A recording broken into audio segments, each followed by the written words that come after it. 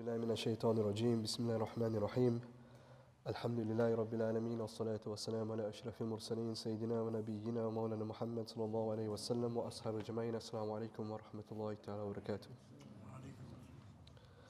Alhamdulillah, we praise Allah in all conditions. We thank Allah for granting us our health and an opportunity for us to once again engage with the best of creation, with the Sunnah, Tibb Nabawi.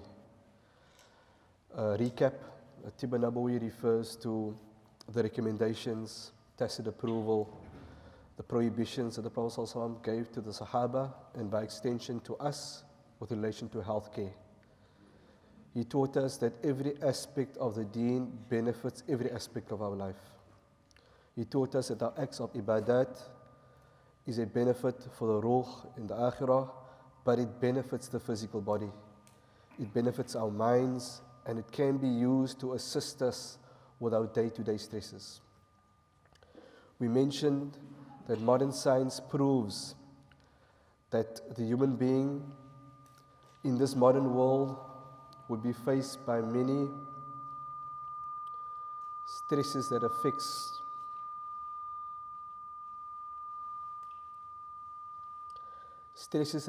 every part that makes him human. And the world is calling towards natural living, connecting with nature in terms of diet and how we occupy our day-to-day activities. Modern science has shown that when we delve too much into our works and the work environment, it takes from our bodies. And in order to rejuvenate, to cleanse us, to purify us, we have to connect with nature. So scientists in many fields are designing lifestyle programs. And often we find that the best lifestyle programs is in accordance with the Sunnah. However, when we use the Sunnah as our reference point and we look at it through the scientific lens, we see a flawless lifestyle program.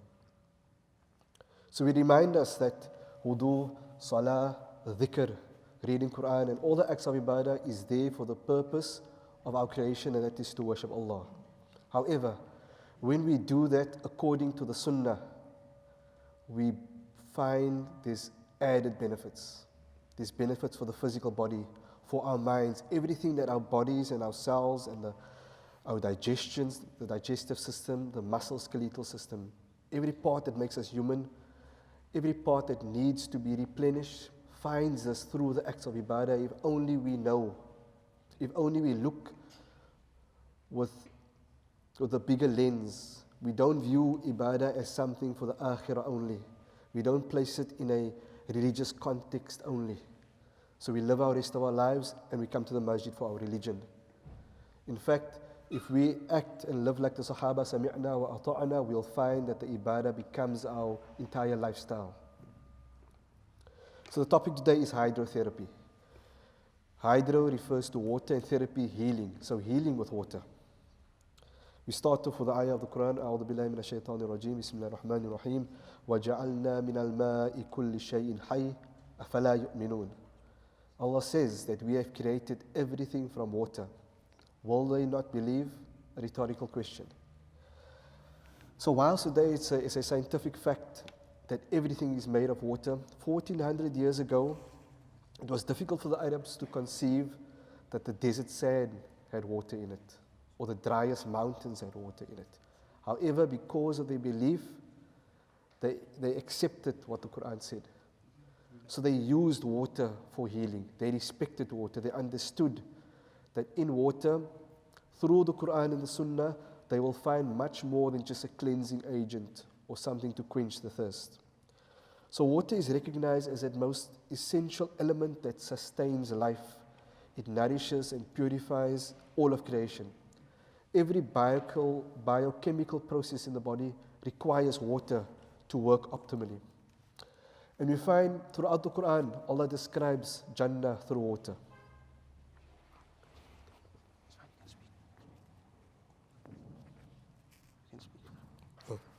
Okay.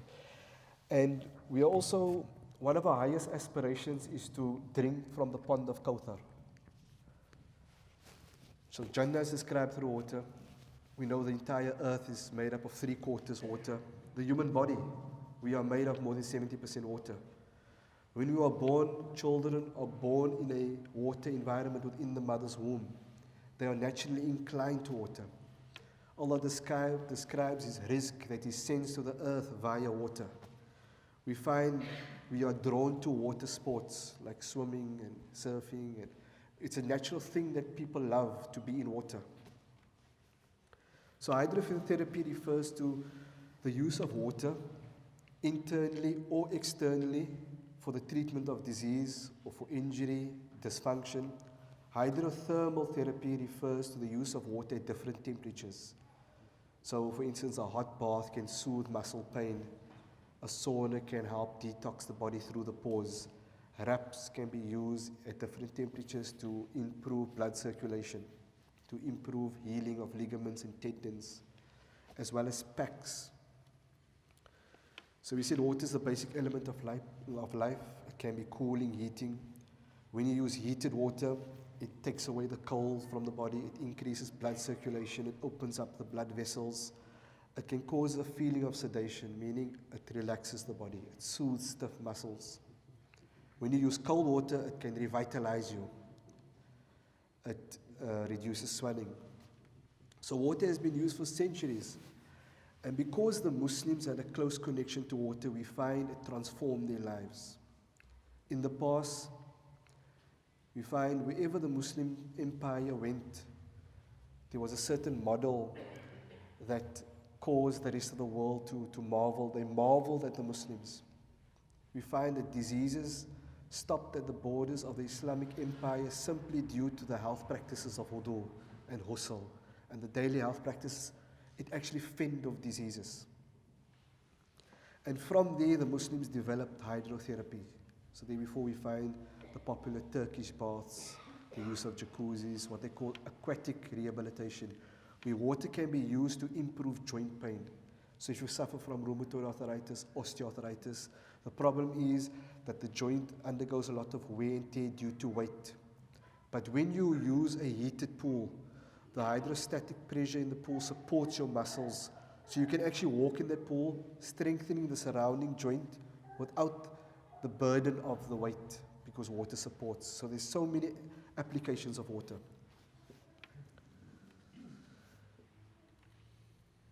But let's look at the ahadith. We find the opening ahadith, Prophet ﷺ mentioned that purity is half of faith. A very significant statement. The iman that we rely upon to grant us entry into Jannah, the Prophet ﷺ said that half of that is reliant on your purification. Meaning what you do with your physical body accounts for half of your belief. And we find often Allah and His Rasul connects purification of the body to the purification of the soul. Allah says that if you purify your body, He will purify us. And there's various ahadith and Qur'an ayat where Allah says, Inna Allah yuhibbu at-tawwabin wa yuhibbu al-mutatahhirin. That Allah loves the one who repents and He loves the one who purifies. So like we repent from sins that is harmful and filth, if we purify our bodies, we are also loved by Allah. And there's various other verses that support this. So the use of water for a Muslim is very significant. And the objective of this presentation is for us to appreciate the vastness that water can present in our lives, as opposed to it's just abdas to make quick. We should appreciate it in terms of hydrotherapy. It presents another way of connecting to nature, and we'll go through each step by step. So we find that the Prophet ﷺ has a perfect healthcare system in the way he conducted himself. The Prophet ﷺ mentioned that the fitrah of the prophets are 10 things, and he mentioned the clipping of the nails, cutting of the moustache, the shaving of the pubic hairs, washing the hands properly, and the list goes on. And everything that he points out can improve your immune system. Why? Because it fights off bacteria. It ensures that the bacteria stays away from the body. The miswak. The miswak is undoubtedly better than any modern day toothbrush, because within itself, it acts as a floss, as a cleanser, and within the bristles you find the best toothpaste known to man. The Prophet also the use of attar, the use of oils. So we know that everything in Islam begins with a niyyah. The Prophet also said that any action devoid of saying Bismillah ar-Rahman ar-Rahim or devoid of Allah's name is devoid of barakah. So in the scientific world we find that this concept is also appreciated. And I want to refer to one scientist, his name is Dr. Emoto, a Japanese scientist. He looks at the effect that intentions and words have on water. When we speak to each other, it has an effect. And he conducted scientific experiments. In order to understand a bit about the experiment, we have to look at the structure of water. If you look at water, we see water is known chemically as H2O. 2 hydrogen molecules, 1 oxygen molecule. So depending on how these molecules come together, if they are structured, they assume a frozen state. Water would be a bit destructured, so it's fluid. And when we heat up water, the molecules split apart, so it becomes vapor. So he conducted a scientific research, a study on what words, thoughts, and intention has on water. So he got different people together to recite certain things over water. When pure things were recited over water, so good words, the word like love and prayer was constantly recited over water, they would freeze the water and they would analyze the water under a microscope. And according to his study, he found that the water molecules assumed a perfect design. When harsh words were recited over water, the design became disfigured. And he done the study over and over. And he saw that when prayer is used, and he used prayer from all religions, because all religions has a similar thread in that it's positive. You pray to a higher creator, you're seeking help, you want to be better. And because the intention is good, when you utter it, it has an effect on the water. And he showed that before prayer, water looks a certain way, especially polluted water. Polluted water, the molecules are more disfigured than unpolluted water. And after prayer, the molecules assume the better organization. He done the study on rice as well. He saw that when bad words are recited over rice, it decomposed quicker. So this concept is not far-fetched from Islam. As we know, the concept of reciting, when we enter the homes, you recite Bismillah, the entire space changes. What is uttered in the mouth, you can change any environment. When you eat food, what gets uttered on the food changes. We know individuals in our community that because of their piety, if they were to recite over an injured part, for some reason, it gets better. So definitely an intention that we have, a can project. He's done the study on different water around the world. And one statement he made was that the only water that didn't require any recitation in order for the molecules to be perfect was the water of Zamzam. And he has a chapter in his book describing this water that he finds so amazing. So the question is, if our intentions and what we say has effect on water, what effect does our words have on each other if we are made of more than 70% water? So the concept of the Sunnah, which is to promote mahabba and positivity amongst people, can be more appreciated. The Prophet ﷺ spoke about the importance of a good word on somebody. And we say that Tibb Nabawi recognizes that everything in this dunya can be used as a healing, even a good word. Hippocrates, the father of medicine, said that some people become better simply due to the good nature of the physician. So some doctors, or even people in the community, they don't have access to medicine, they don't know medicine, but their nature is healing. So sitting in their company does something for your worries, for your pains. So Tibb Nabawi recognizes all these subtleties. And the aim of Tibb Nabawi is to revive these subtleties in our life. Our fast-paced lifestyle takes away these realities.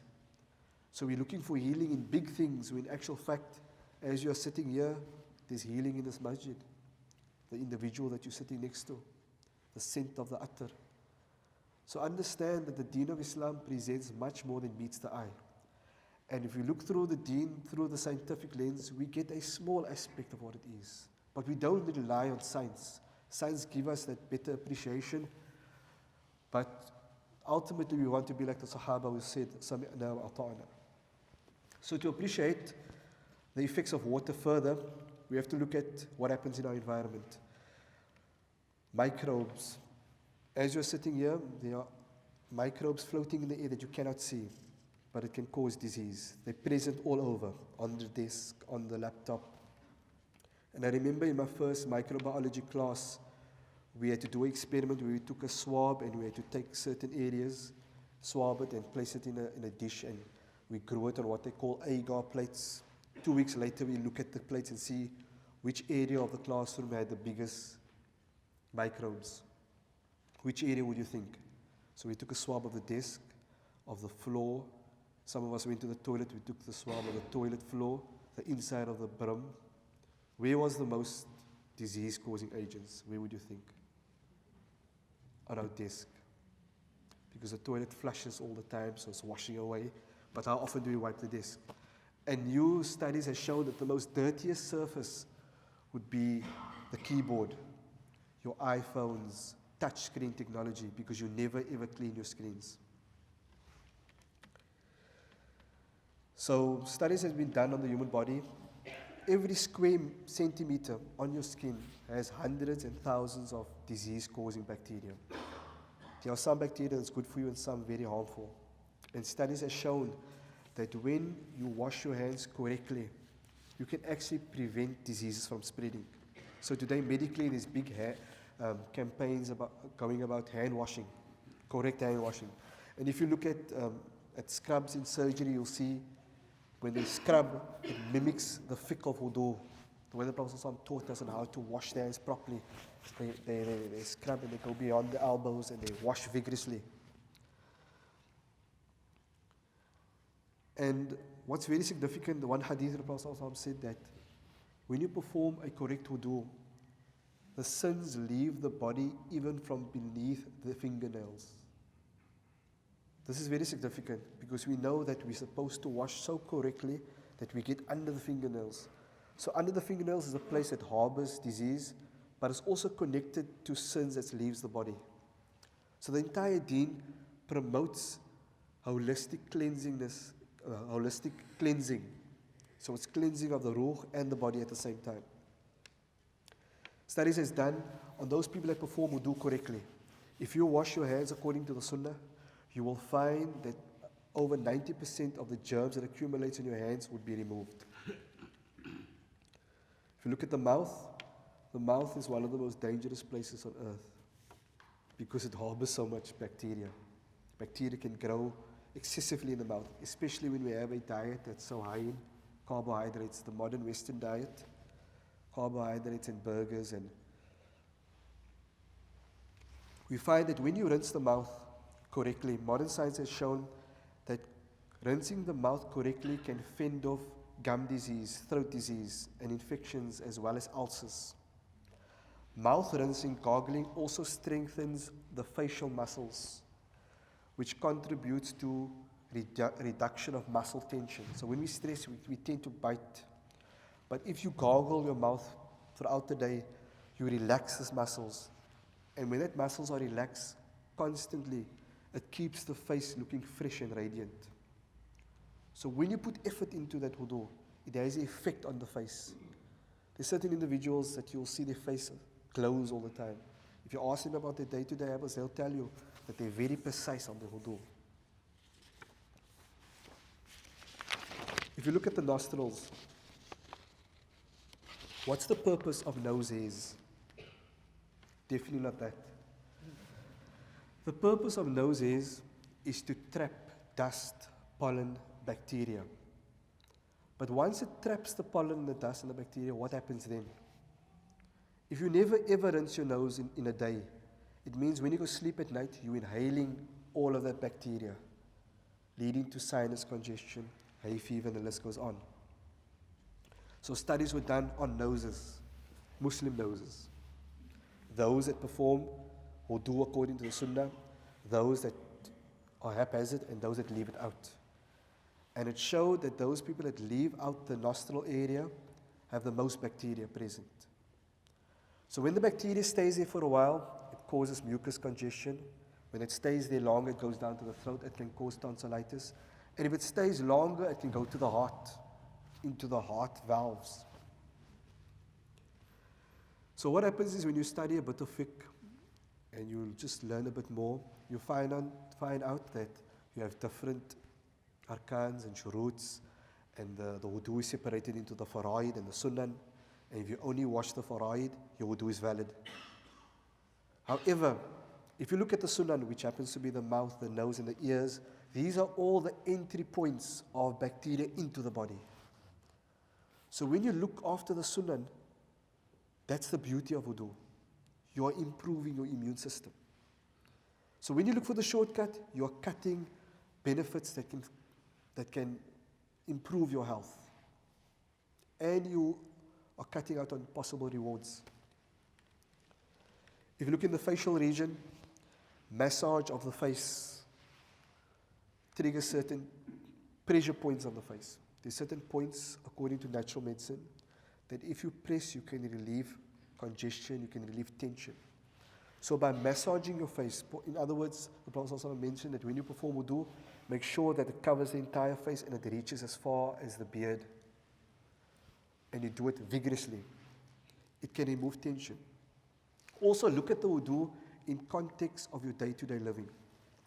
You're busy at work, whether you're a panel beater, a mechanic under a car, whether you're in the office environment, a teacher, whatever you're doing, when you indulge in that activity for too long, it has an effect on the body. When you break away for the dhuhr salah, it revitalizes you, it refreshes you. So think of it in that context. So washing the face removes a lot of tension from the muscles. It stimulates acupressure points, which can combat headaches. It can assist in relieving acne because it cleanses the skin. It helps with a dull complexion, because wherever you massage, you increase blood supply.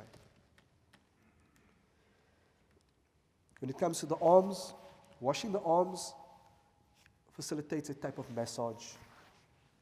So wherever blood flows properly, it brings oxygen to the cells and the organs and the muscles in that area. But at the same time, it takes away waste. So where blood flows well, wherever blood goes, healing goes. Where blood stops, we find that it leads to disease. So massaging the arms facilitates good blood flow. It also washes the arms of any debris that's sitting on the pores on the arms.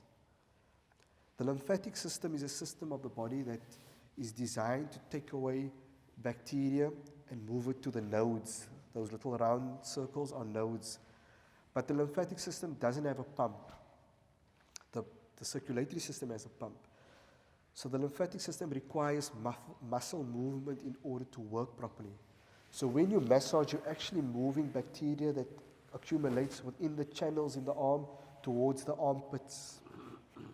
And when it goes there, the body neutralizes them. So you have the immune system and white blood cells attacks them and destroys them. Massaging on the forehead also has certain pressure points.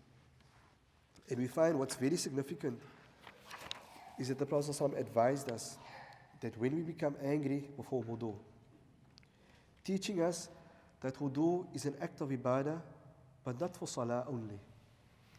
We can use wudu to find emotional healing. So if you look at Tibb Nabawi, it describes anger as actually based on the Prophet ﷺ's hadith. The Prophet ﷺ said that anger comes from shaitan. Shaitan has been created from fire, and fire is extinguished only with water. So when any of you become angry, you should perform wudu. So whilst you in a state of anger, the body wants to rise, become aggressive, move forward. If you remember this hadith, you can control your anger. So this hadith teaches us that the wudu can be used much more than as a prerequisite for salah. We should use it as a resource to put us in a state of calmness. The Prophet also mentioned that before you go sleep, perform wudu. Studies have shown hydrotherapy before sleep reduces insomnia. So what is insomnia? There's many causes to insomnia. One of the main causes would be the worriness of the mind, worrying about our daily activities, about our risk, the day's events, tomorrow's risk. So we lay in bed and contemplate instead of using a resource like wudu, which can remove that worry from us if we have the right intention.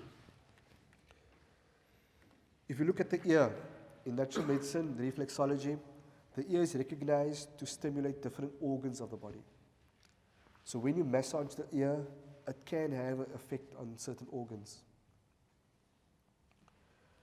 So if you press on the earlobe, according to reflexology, it affects the eyes, so maybe it'll cause you to blink. You can try to do it. Doesn't really work, I'm joking. However, according to reflexologists, it affects the eyes in some way. Come to the feet, reflexology also recognizes certain portions of the feet has effects on systems of the body. So when you massage your feet, it can relieve tension, because the feet is also symbolic of heavy load, of carrying a heavy load throughout the day, the responsibility that you have, running up and down. So when you massage your feet, you're caring for the body, but also you're cleansing yourself for wudu. The Prophet also mentioned that on the day of Qiyamah, my ummah will come with bright faces and limbs because of the traces of wudu. So whosoever is able to increase his brightness, let him do so. Indicating to us that when you perform wudu, the benefit is beyond our comprehension. It will benefit us in the akhirah, and science proves that it will benefit us in the dunya.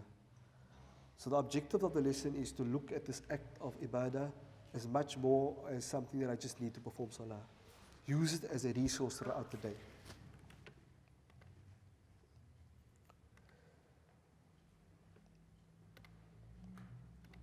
The next topic that we're going on to would be salah. The postures of the prophets, also referred to healing in motion. We mention again that the act of salah, the sole purpose, is to worship Allah. When we do the act according to the Sunnah, we accrue many benefits.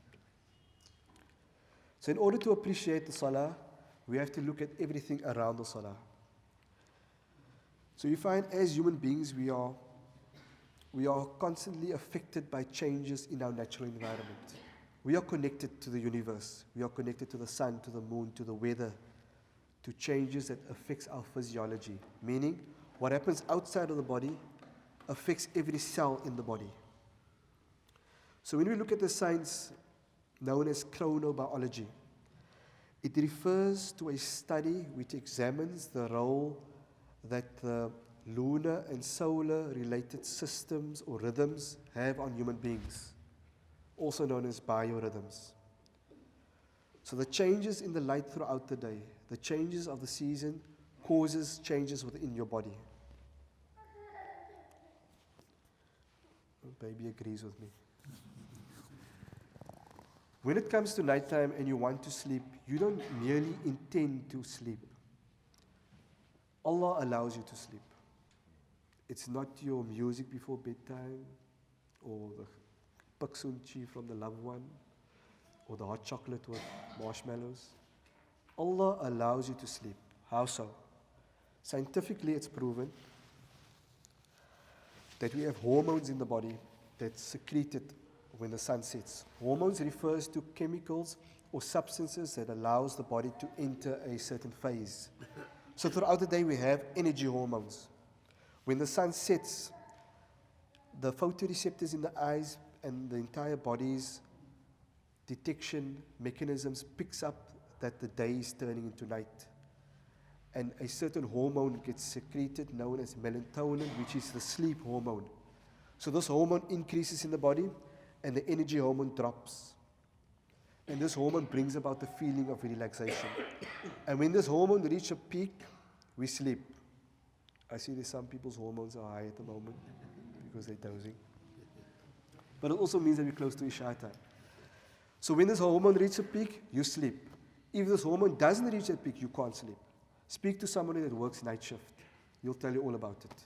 When he comes home, he's tired, but he can't sleep. Why? Because the sun's out. The Quraan tells us that the day has been designed for your livelihood and the nighttime has been designed for your rest. Not that we must give up our night shift jobs, but it's teaching us that we are in total alignment with the day and night cycle. When we go against that, it affects us. So what does the night shift person do? He tries to blot out the sun. So he put black curtains up and he pastes everywhere.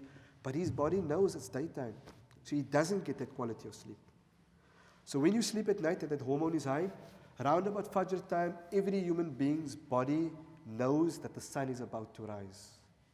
Whether you list for Fajr or not, internally your body knows that the sun is going to rise. And that melatonin hormone decreases and the energy hormone starts to rise. So when you're up for Fajr, you are totally in alignment with the physiological energy levels of your body. Therefore, we find that the most productive and successful people on the face of the planet are up at Fajr time. Speak to the Hafiz, or the businessman, or the bricklayer, or the foreman. Anybody that wants to do any type of business after Fajr, they're the most productive. For some reason, they work a short amount of time, but they get the most work done.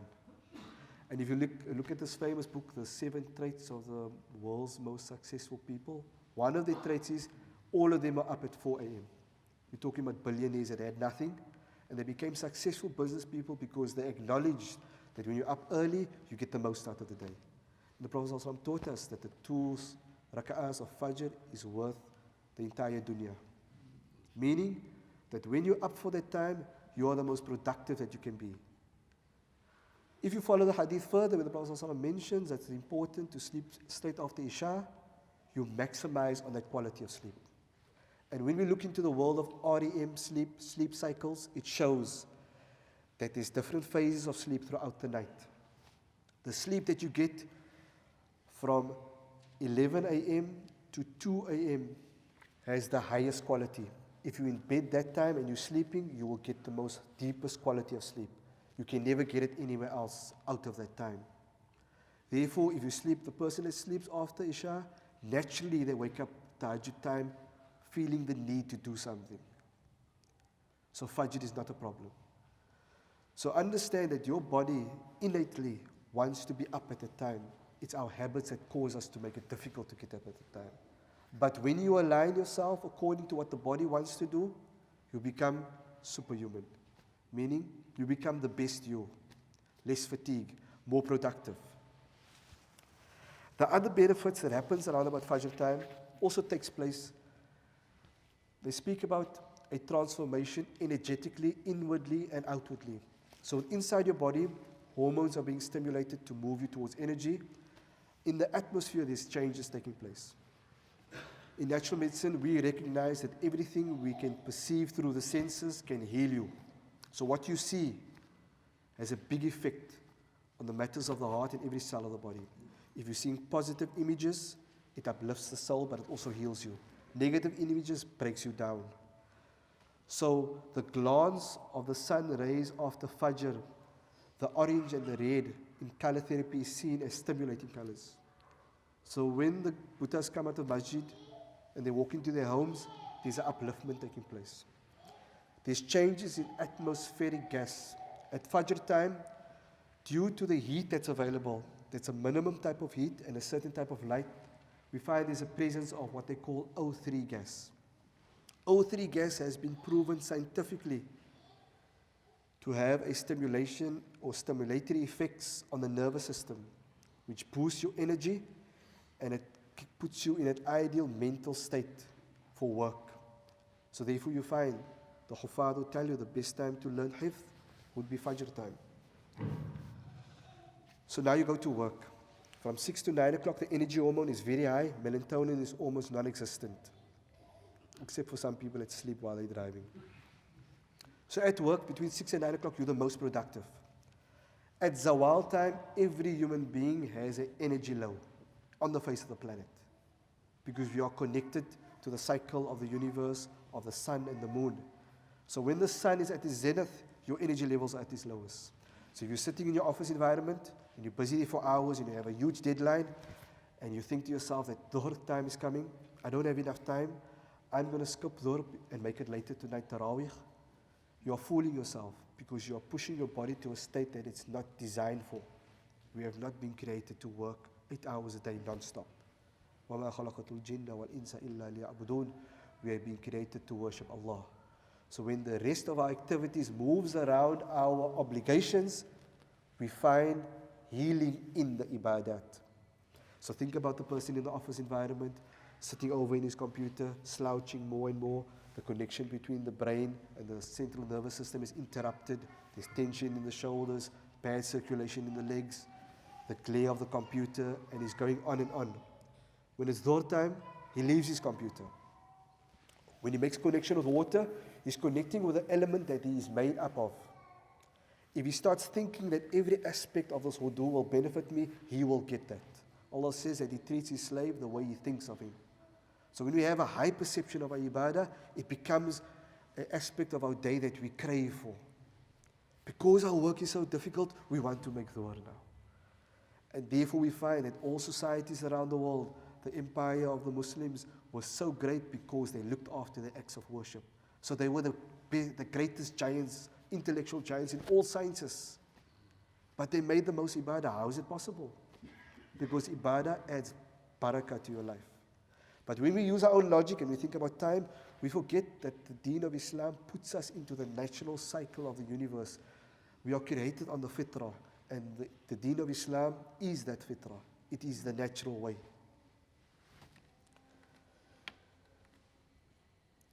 So I spoke about the blood circulation. In order for us to understand and appreciate it a bit better, we have arteries, which is red blood cells, travels through arteries. We have the venous system. The heart pumps blood.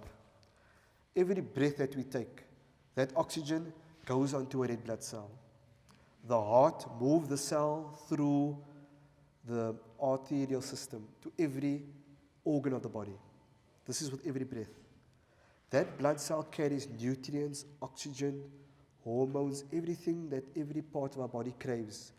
When it gives that to that part, it takes away the waste, which is the blue cell, travels back up to the lungs, and we blow it out as carbon dioxide. So that process, as long as that process is working perfectly, our body organs will work properly. Whatever job you do will cause stagnation of some body organ. When you sit for too long, bend for too long, stand for too long, carry for too long, it exerts pressure on some part of your body. Therefore, we find that the salah is performed at 5 regular intervals throughout the day, which is according to the natural cycle of the universe. That's easy on the body, that facilitates correct blood flow. So let's look at each position, the qiyam. So think about the person running up and down, carrying heavy objects. When it comes to salah, when you're standing on the musalla, when you raise your hands, the body feels relieved because the weight is evenly distributed across both feet. So for the first time of the day, you're actually standing still with your weight evenly distributed. So think about our days, running up and down, getting this in the car, acceleration, clutch, taking a turn. Body is heavy, unbalanced. In your one position already, you're bringing the body to perfect balance. You straighten the back because you're following the Sunnah, so your posture is improved. The mind is brought under the control of the intellect as you look at the place of sujood. Your vision is sharpened. You find this further relaxation of the muscles of the lower and upper back. The higher and lower centers of the brain unites for singleness in purpose. So in that one position, you can find calmness if you apply yourself. As you extend the hands, the concentration further is improved. There's further relaxation of the muscles in the legs. And when you begin to recite, you have to understand the concept of sound therapy. That whatever we utter has an effect on the body. And the Qur'an is very unique in that every letter of tajweed, every letter of mad, every a, e, u, recited in a maqamat or in a melodious fashion has an effect on the body, even without understanding. So when we recite with understanding, it means that the understanding can bring consolement to any situation that we have, our work deadlines, our worry, our rizq. In the field of tazkiyah, it is said that recitation sends vibration which uplifts the heart, the thyroid gland, the pituitary gland, the adrenals, the lungs, purifying them and uplifting them all.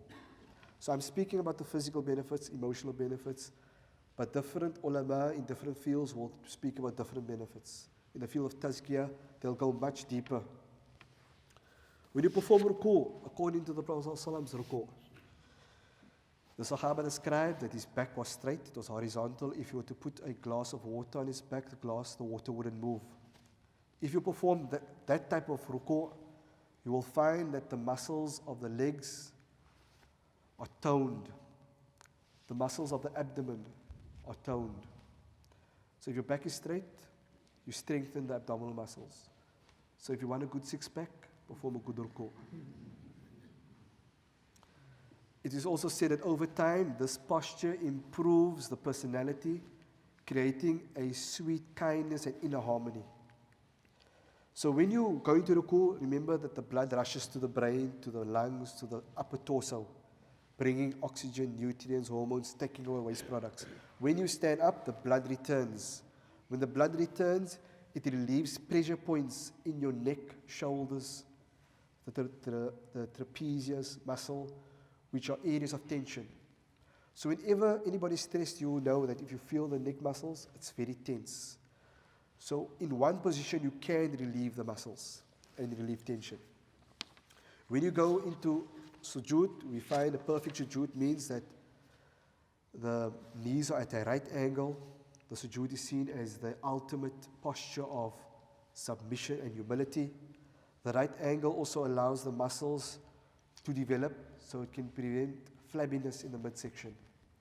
I'm not saying if you have flabbiness, you're not performing correct sujood. I'm just saying that if you do it correctly, according to anatomy and physiology, the muscles will become more tense. Blood flow increases to the head, the eyes, the ears, the nose. It allows mental toxins, waste products that builds in the brain, to be pulled out of that area. A correct sujood means that it increases elasticity of your joints. It is said that this position gets rid of vanity. It's the closest that the slave is to his Rabb. When you perform a second sujood, it would mean that every part of the body would have achieved proper blood circulation. When you sit in the tashahhud position, we know according to Imam Shafi'i, the right leg is raised, the right foot is raised, which means that you put pressure on the liver region. Whenever pressure is placed on any organ, it forces blood out of that organ, so it has a detoxifying effect. It forces the contents of the stomach downwards, so it aids digestion. It relaxes the stomach muscles, so it can relieve indigestion problems. So we find today that everybody is looking for the perfect exercise program. But some exercises can be too harsh for the body, some too relaxing for the body. So understand that we're all different, so we shouldn't generalize. When you choose an exercise, do it under medical supervision so that it can be chosen according to what your body can handle. The amazing thing about salah is it is not an exercise, it's an act of ibadah.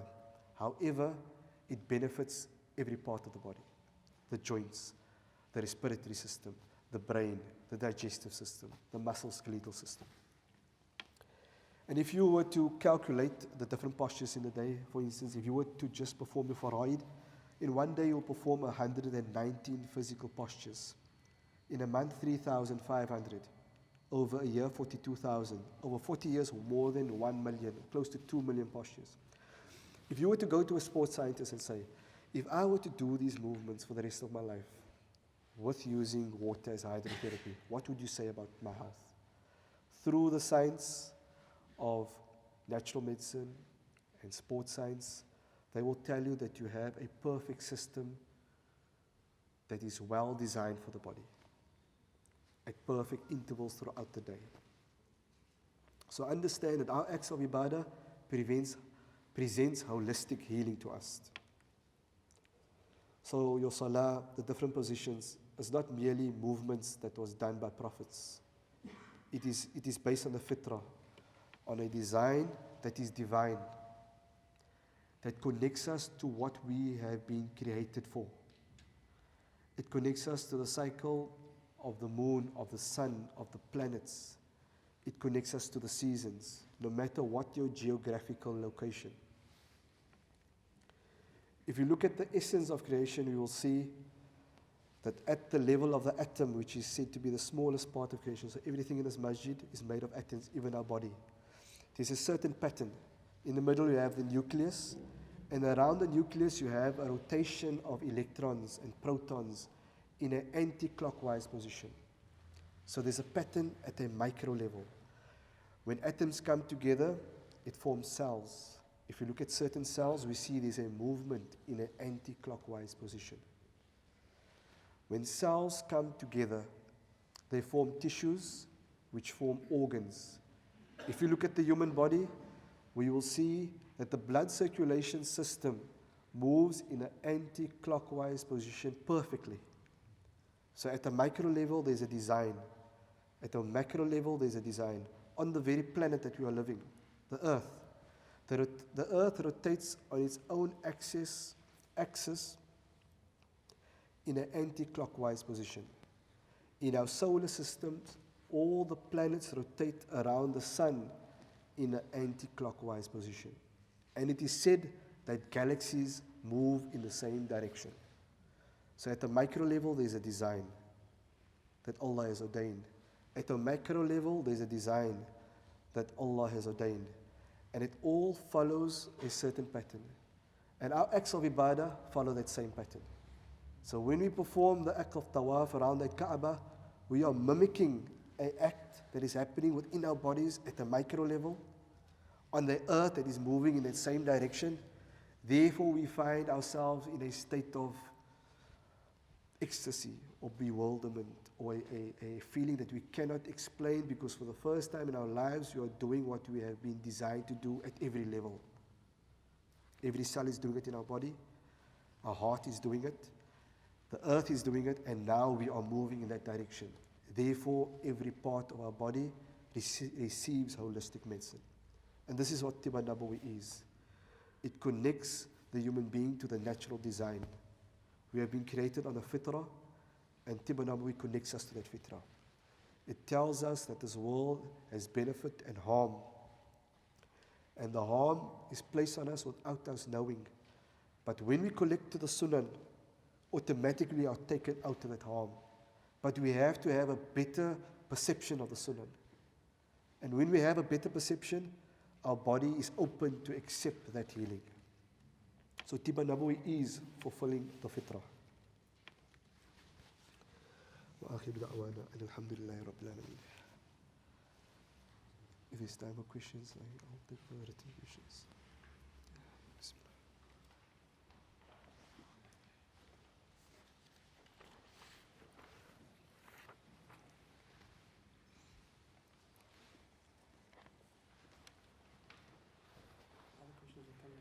Okay.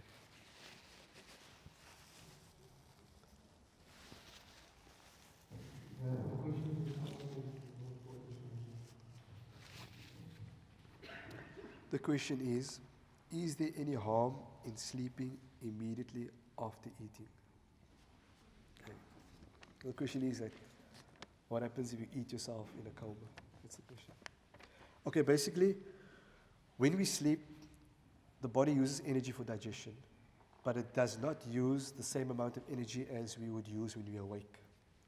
So if you sleep, if you consume a huge meal and you go sleep, you have a high calorie intake without the consumption. So it is harmful in that it will cause a heavy burden on the digestive process. But over time, the body can become used to it because the body adapts to whatever we do to the body. But that adaptation is harmful. So it would be best to abstain from eating about 2 hours before sleeping. But for some of us, we can only sleep if we eat liquor. So what we should do is, it's going to be too harsh to not eat liquor all of a sudden. Because the thing is, the Tibb also teaches us that the nafs doesn't like to be restrained completely. So we have to con the nafs. So basically, one morsel of food less a day. So instead of the whole Gatsby, 3/4 tomorrow night. And so basically, start to slow down one bit at a time. Instead of saying, okay, tonight I'm not going to eat, and you starve in the middle of the night, you wake up 3 o'clock, and that kitchen is your bedroom. So rather, aim towards having minimal amount of, to have a light snack before you sleep is fine, but to have a heavy akne, biryani, it's heavy on the body. But like I said, some of us are used to it. So what's also very good is next week we're doing Sunnah nutrition. And we'll see how the Sunnah can actually bring our dietary habits into check. But it is a difficult one. One thing is the most hardest thing to change is our diets, because it's connected to our emotions. If we eat liquor, we're happy. If we don't, we're not happy. A hungry man is an angry man. So we're going to speak about that next week.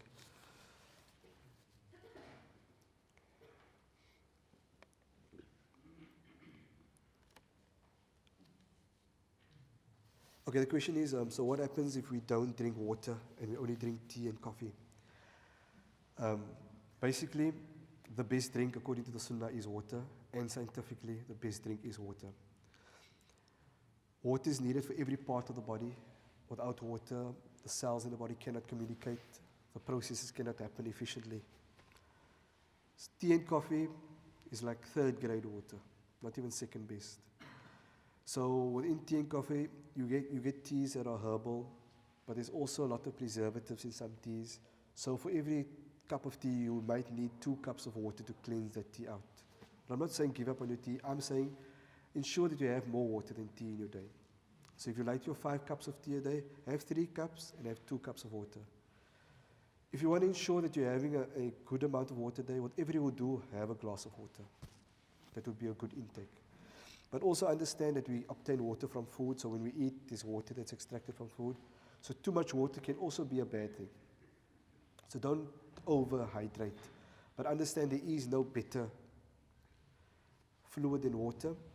And one of the worst fluids to drink would be gas drinks, because there's too much preservatives in the colorants. So ease off the gas drinks also by diluting it. If you're giving it to children, it's very bad for them. Dilute it. If you're giving pure juices to children, also it's too sweet for them, unless you're making homemade juices. So what we want to do is we want to align ourselves as close to the Sunnah as possible without being too harsh on ourselves. So ideally, try to ensure that the best drink or the most that you're drinking is water in the day. The question is there a place for energy healing in Islam? Definitely there is. There's different healing systems around the world. And in order to answer this question, we have to look at our pious predecessors. What was their method of extracting knowledge? So when Islam spread beyond the Arab borders, Muslims came across ways of life much different to their own. So they looked at different forms of healing. And wherever they saw benefit, they took out that benefit. And wherever there was something that went against Tawheed, they threw that out. But they never threw the knowledge away because of that contamination. They basically threw that out because the belief is that all knowledge is the lost property of believers. Wisdom is the lost property of the mu'min. So you can take knowledge from anyone on the condition that you know your aqidah is in check and it doesn't contravene your tawheed.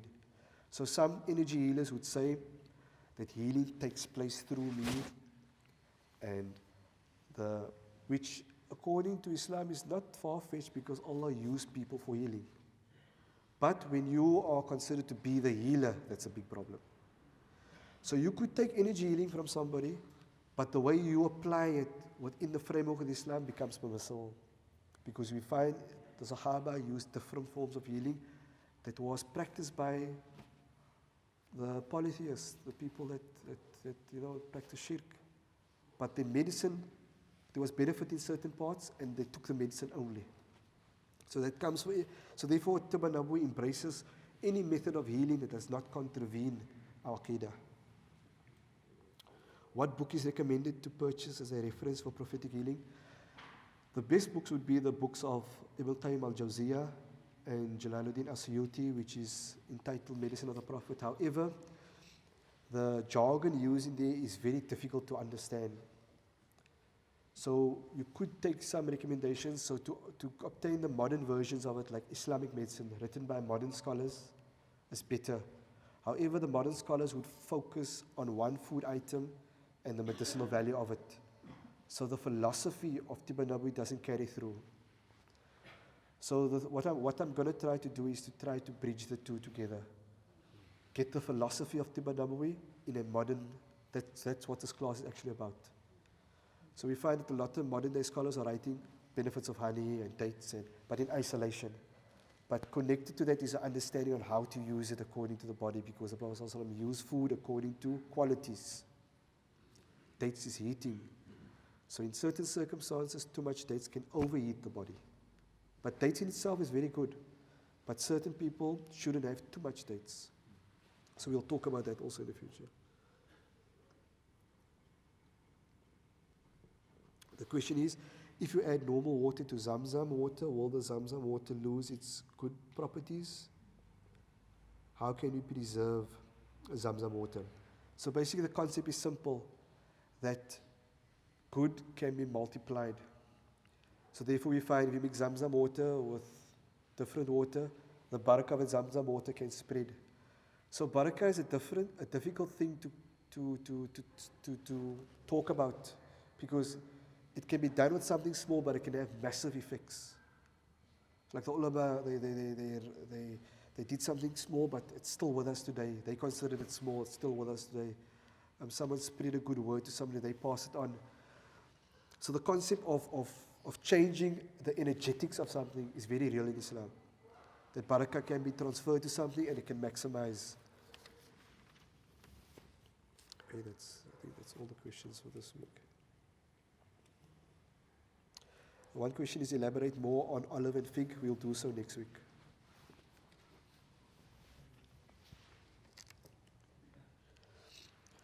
How bad is energy drinks to your body on a daily basis? It depends on the person. Our bodies are all different. We can tolerate different things. If we are seeking to gain energy from the energy drinks, we're looking in the wrong place. Marketing and labeling makes us believe that that drink is going to give us energy. It's just loaded with sugar. So you might have an energy spike for that 5 minutes, but the effect that it has on your body is detrimental, because you're going to have an energy low. A dip that is more negative than the positive aspects. So the harms outweigh the benefits. We'll speak about energy levels, and we'll speak how important the correct consumption of food, at the right time, in the right manner, can improve your energy levels. So we'll leave that for next week, inshallah. وآخر دعوانا الحمد لله رب العالمين.